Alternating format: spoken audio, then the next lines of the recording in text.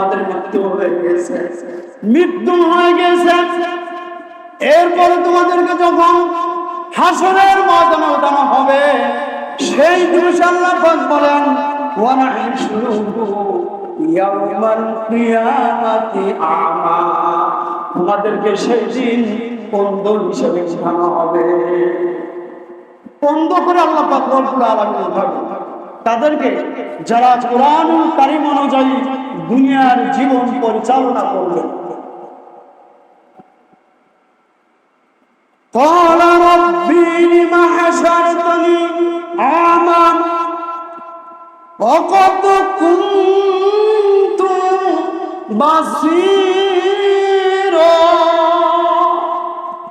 যখন নাকি তাদেরকে অন্ধ করে উঠানো হবে, কাল কিয়ামতের সেই মহাহাসরের দিন লক্ষ লক্ষ মানুষ, কোটি কোটি মানুষের সম্মুখে তারা অন্ধ হিসেবে উঠে যাবে।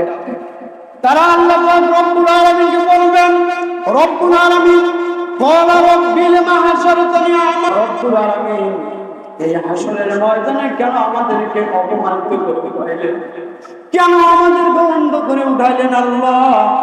এই অভিযোগগুলো সেই দিন তারা করতে থাকবে।